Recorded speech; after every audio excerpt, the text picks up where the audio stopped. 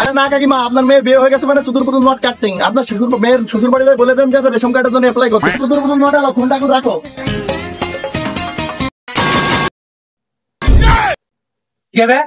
Sir, আমরা সরকারি ration card থেকে এসেছি, আপনাকে 2 কেজি মাল বেশি দেওয়া হবে, এজন্য আমি সার্ভে করতে এসেছি। ও আচ্ছা। আচ্ছা, আপনার বাড়িতে কয়জন আছে?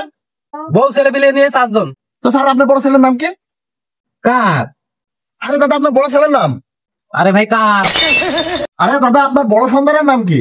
ওরে দাদা, আমার বড় ছেলের নামই কার। ও কার? এবার কিরকম নাম রে?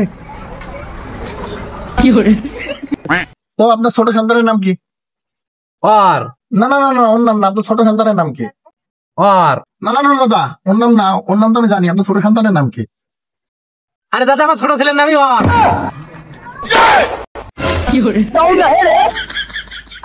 আচ্ছা ঠিক আছে দাদা, বাদ দেন। আপনার বইয়ের নাম কি? জানি না। আরে দাদা বলুন না, আপনার বইয়ের নাম কি? আরে বললাম না দাদা, জানি না।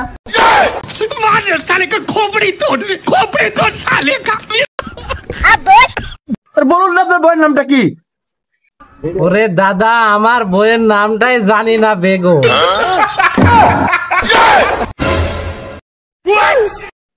আচ্ছা ঠিক আছে, বাদ দেন। আপনার নামটা কি? আমার। হ্যাঁ স্যার, আপনার। আমার। আমি কাকে জিজ্ঞাসা করছি? একে জিজ্ঞাসা করছি নাকি? আমি তো বলছি আপনার নামটা বলুন। আরে দাদা, আমার নামই আমার। ভালো সরকারি কাজই করবো না। ও মাল আমার বাবারে ফোন করছিল, বাবারে যাই কবো যে বাড়া মরে গেছে, পুটকি দিয়ে রেশম ভরে দেবো, মাল ফাল করতে আসবো না।